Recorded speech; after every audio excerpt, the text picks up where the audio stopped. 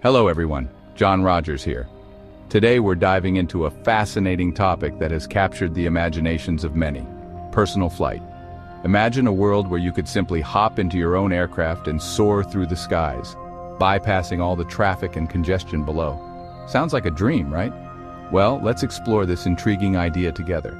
Ever looked up at a clear blue sky and thought, why am I not up there? It's a question that has crossed the minds of countless dreamers and innovators. The sky, with its vast expanse and endless possibilities, has always been a symbol of freedom and adventure. But why is it that, despite our technological advancements, personal flight hasn't become a reality for everyone? Why don't we all have airplanes?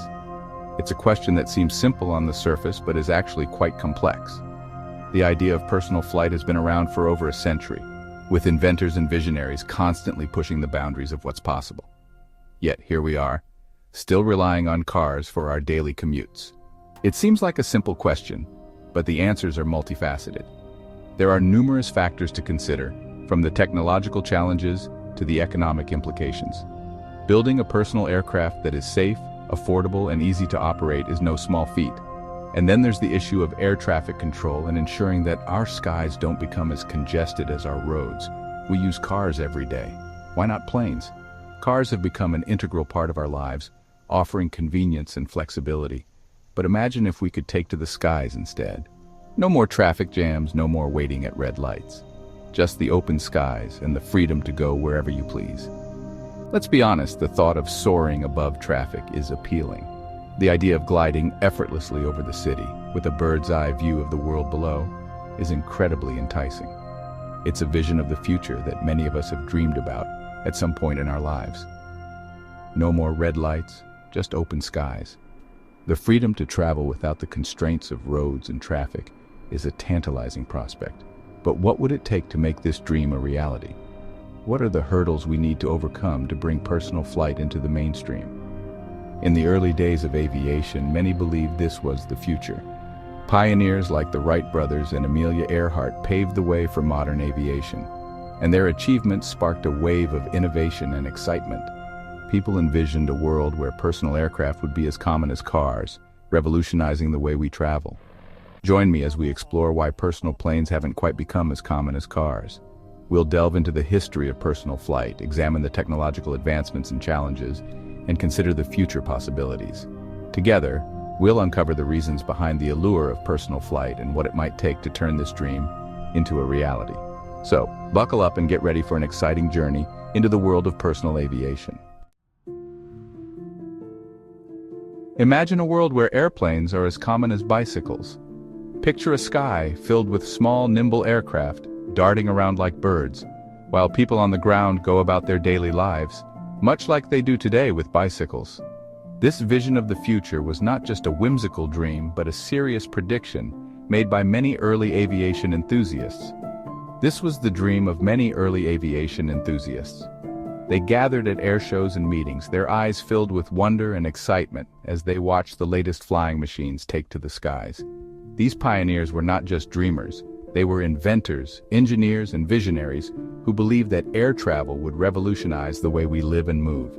Glenn Curtiss, an aviation pioneer, envisioned small planes flitting across the sky. Curtiss, known for his innovative designs and daring flights, imagined a future where personal aircraft would be as ubiquitous as cars. He saw a world where people could hop into their planes and fly to work, visit friends, or explore new places with the same ease as driving. He even imagined aerial policemen directing air traffic. In Curtiss's vision, the skies would be bustling with activity, necessitating a new kind of traffic control. These aerial policemen would ensure that the skies remained safe and orderly, guiding planes through their routes and preventing collisions. By the 1920s, airlines joined the chorus. They began to see the potential for commercial air travel, not just for the wealthy, but for the general public.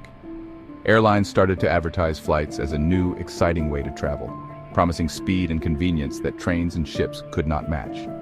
They saw a future where air travel was as routine as catching a bus. Airports would become bustling hubs of activity, with people boarding planes for short trips across the country or even just to the next city. The idea was that flying would become an everyday occurrence, as simple and accessible as taking public transportation. Airmail was taking off, literally. The success of airmail services in the 1920s demonstrated the practicality and speed of air travel.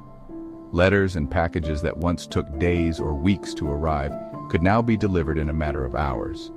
This was a clear indication that the skies held immense potential for transforming communication and commerce. But these early flights were a world away from today's experience. Loud, bumpy, and expensive. The planes were noisy, the rides were often turbulent, and the cost of a ticket was beyond the reach of most people. Despite these challenges, the dream of ubiquitous air travel persisted, driven by the belief that technology would eventually overcome these obstacles, not very practical for everyday use. The reality of early air travel was far from the seamless, comfortable experience we know today. Many people were frustrated by the delays, the discomfort, and the high costs. Yet the visionaries of the time remained undeterred, convinced that the future held the promise of a sky filled with planes, making air travel as common as riding a bicycle. Let's talk money. Airplanes, even small ones, are expensive.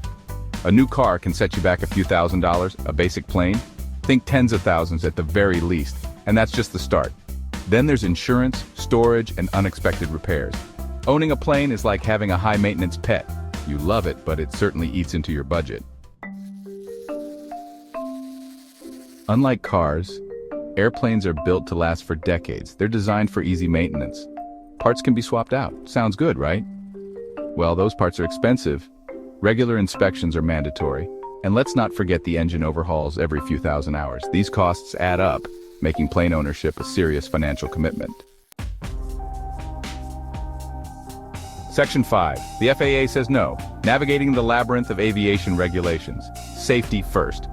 The Federal Aviation Administration, or FAA, has strict regulations for a reason. Every part of an airplane, from the engine to the seatbelts, needs approval. This process takes time and money. These regulations are vital for safety, but they also add to the cost and complexity of building and maintaining aircraft. Section 6. Mental gymnastics. The cognitive challenges of piloting. Flying a plane isn't like driving a car. It demands focus, discipline, and nerves of steel. Pilots undergo rigorous training for a reason. It's a mentally demanding activity. Even experienced pilots feel the pressure. Imagine dealing with bad weather, mechanical issues, and air traffic control, all while trying to enjoy the view. Section 7. Where do we park? The infrastructure bottleneck. Let's say everyone could afford a plane. Where would we put them? Airports are already crowded. We'd need a massive expansion of airports and air traffic control systems. Think about it. Neighborhoods filled with tiny airports, air traffic jams over our cities. It's a logistical nightmare. Section 8. The environmental cost. Weighing the impact of widespread personal aviation. We can't ignore the environmental impact.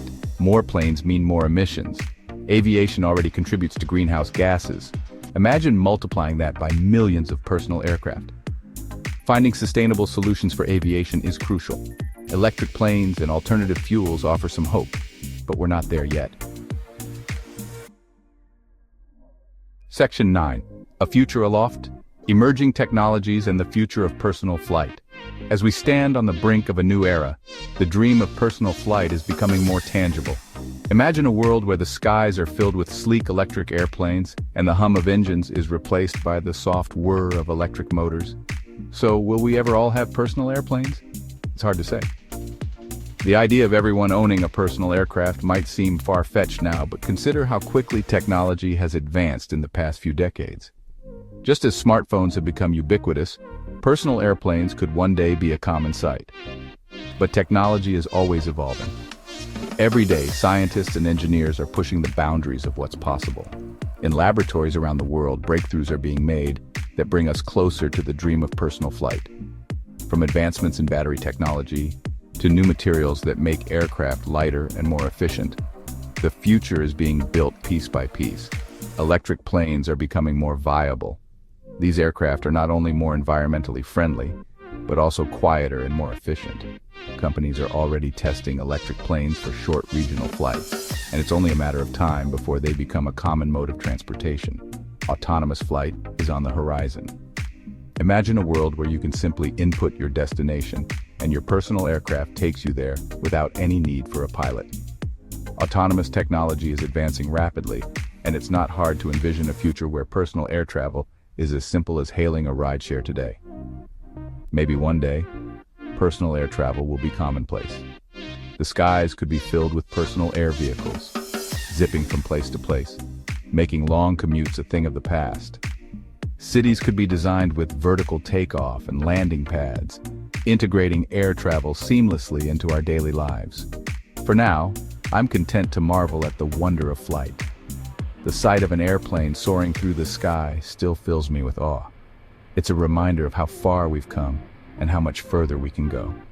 The dream of personal flight may still be on the horizon, but it's a dream worth pursuing, and appreciate the complexities that keep us grounded. The intricate systems and technologies that make flight possible are a testament to human ingenuity. As we look to the future, let's not forget to appreciate the marvels of the present. Thanks for joining me on this journey into the future of personal flight. Until next time, keep dreaming and keep exploring the skies.